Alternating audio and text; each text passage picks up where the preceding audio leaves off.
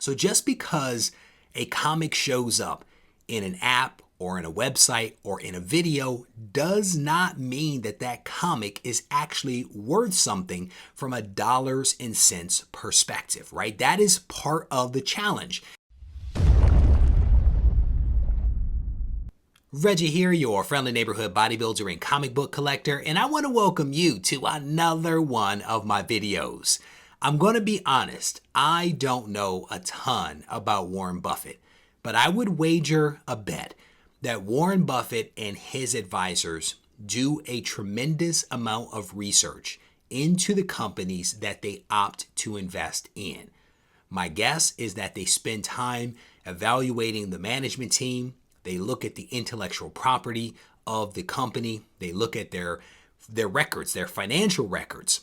My guess is that they also will evaluate the unmet need that the company is attempting to address. They're looking at the size of the population and the spending power of the population that may actually buy the products or services from that company. They're probably evaluating whether the company would benefit from a turnaround if it happens to be poorly performing.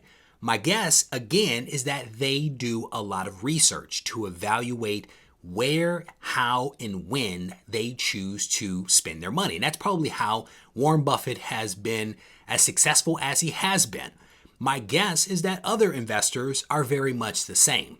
You might be wondering at this point why I am talking about Warren Buffett in a video about comics on a channel about comics. Well, the mission of the channel is to help you to make sense of comic book collecting.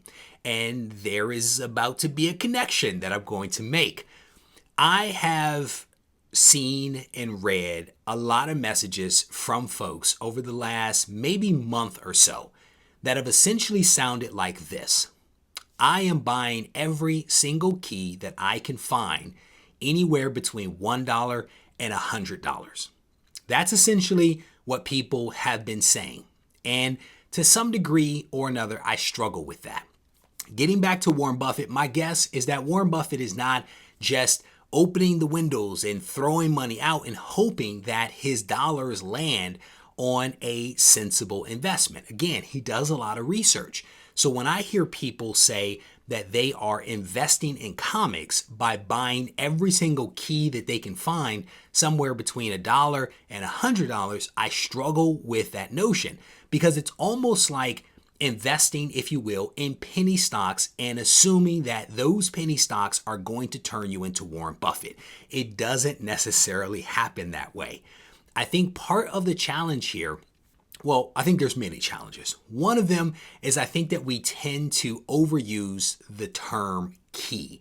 And I think that that's part of the problem. Generally speaking, anytime a comic is released, there is something that happens in that comic. Right? That's the whole purpose of a comic, is to tell a story. And to tell a story, something has to happen. Now, the issue is that because something happens in a comic, people are assigning to that comic some type of value based upon the thing that happened. The challenge there is that not everything that happens in a comic is noteworthy, thus it's worth money. And I think that that's part of the challenge. There is something that happens in every comic, but not every comic is worth money.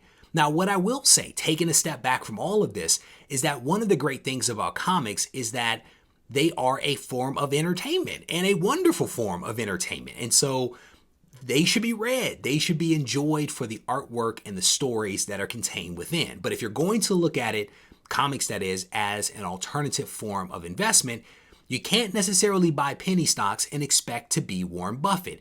You need to do a little bit more than just that. So just because a comic shows up in an app or in a website or in a video does not mean that that comic is actually worth something from a dollars and cents perspective, right? That is part of the challenge.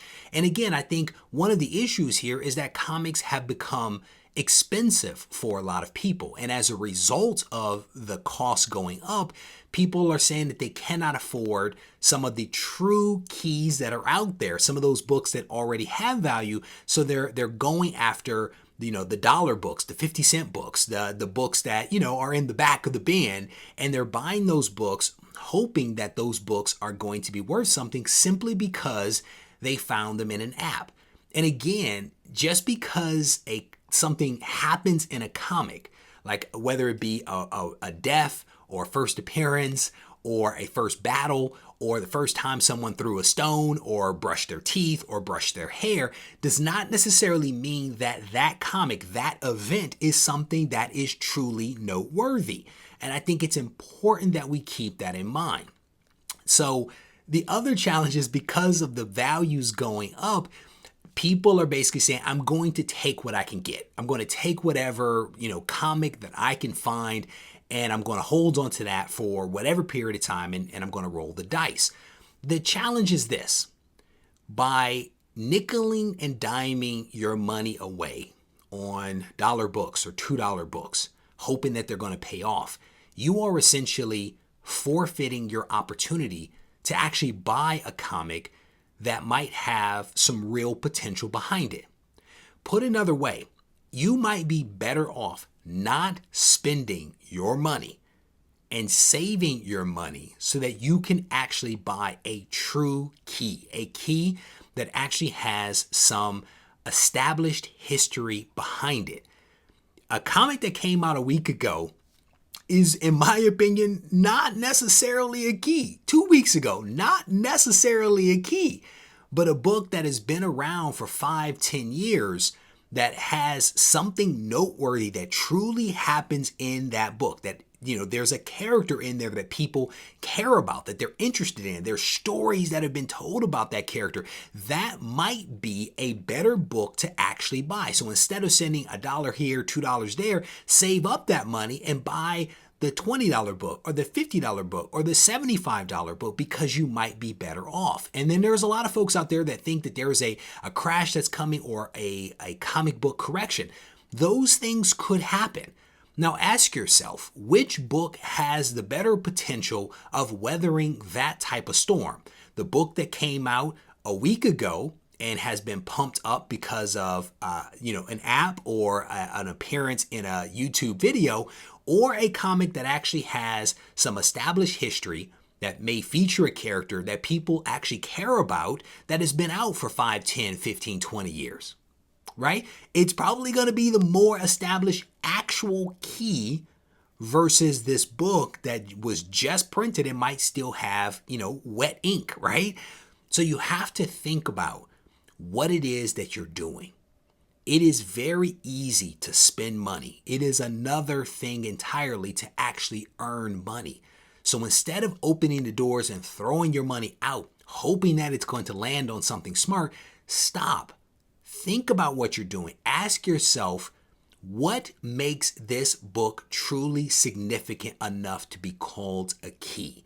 What might be the potential of this book, of this character, with everything that is happening out there? You have to ask yourself some questions, just like Warren Buffett does, right? He probably does not look at a single reference and say, I've got it. Here is $100 billion.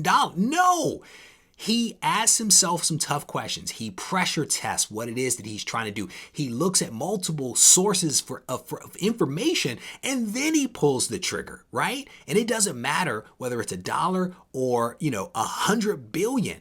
It's all hard-earned money, so think about it before you actually give it away. With that said, I'm going to wrap this video up. I hope that this video may help somebody out there. My goal at the end of the day is to help people to stay in this hobby, and part of that is helping people to reconsider some of the things that they're doing and thinking, to challenge some of those things, not to tell you what to do, but to say, hey, here's a different perspective. Now you decide what it is that you want to do. So it is in that spirit that I deliver this video to you, and I hope, again, that it is helpful. With that said, I'm going to wrap it up. If you need to reach out to me, feel free to do so on Instagram at Regie Collects. Take care.